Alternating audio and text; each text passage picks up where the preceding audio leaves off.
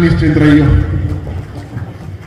जब डॉक्टर साहब 22 में 5 दिन पहले गए थे, डॉक्टर साहब 7 दिन पहले गए थे, 5-7 दिन पहले गए थे, उससे 2 दिन पहले मैंने डॉक्टर साहब से बात करी और ये सूचना भी मैंने दी थी हाईकमान को। मगर डॉक्टर साहब जा रहे हैं।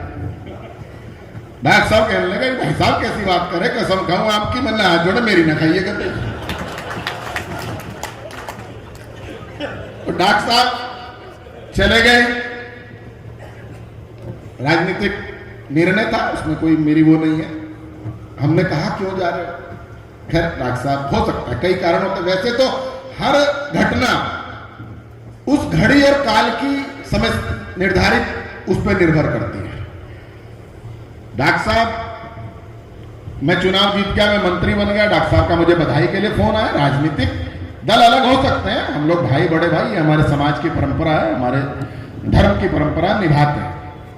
तो जब डॉक्टर साहब दोबारा वापस आ गए, अच्छा मैं कब यूं बताओ गए क्यों थे? तो कहने लगे भाई साहब क्या बताऊं, आज तक थारा एक भतीजा मेरे से बात नहीं था। मैंने कहा वो उसकी गलती नहीं है, उस समय की काल घड़ी में ऐसा लिखा हुआ होगा इसलिए हो गया। लेकिन दूसरी बात कहते हैं कि सब कुछ घटना घटित होने के बाद भी व्यक्ति सही जगह पर आ जाए, इससे बड़ी समझदारी किसी चीज को नहीं करती। आप फिर हमारे साथ आए, हम आज भी उनका उसी तरह सम्मान करते हैं। और बड़ी बात यह है कि वो भाव के साथ आपके और हमारे सबके साथ लगे रहते हैं। आज के इस कार्यक्रम में आपने, भाई सुभाष जी ने, सभी ने मुझे आमंत्रित किया।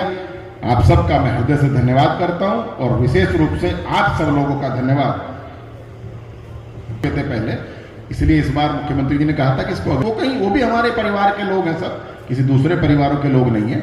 और हमारा कोई गांव ऐसा ना छूटे जहां विकास की गंगा ना ले जा सके। आज तो ये उत्तर प्रदेश जिसकी हम बात कर रहे हैं, एक समय में 2 एक्सप्रेसवे होते थे, आज देश के सबसे ज्यादा एक्सप्रेसवे यदि किसी प्रदेश में है तो वो आपका उत्तर प्रदेश है।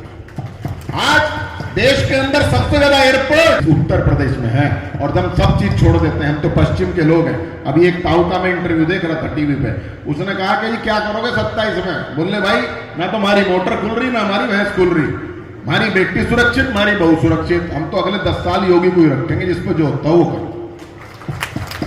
इसलिए निश्चिंत रहिए, यहां कह के जा रहा हूं कि फिर 31 मार्च को ये कार्यक्रम तो तब तक होगा कि नहीं होगा इसका मुझे पता नहीं, लेकिन आज सुभाष भाई 31 मार्च को अगली फिर कार्यक्रम करेंगे और हम ही लोग आएंगे, भाजपा वाले चिंता मत करना आप लोग। आप सबका बहुत बहुत धन्यवाद, बहुत बहुत आभार। आप सबने इतने ध्यान से मेरी बात को सुना। मैं आप सबके श्री चरणों में अपना प्रणाम निवेदित करते हुए अपनी वाणी को विराम देता हूं। आप सबका बहुत बहुत धन्यवाद, बहुत बहुत आभार। बहुत बहुत धन्यवाद माननीय मंत्री जी। अब मैं प्रमुख साहब से निवेदन करता हूं कि माननीय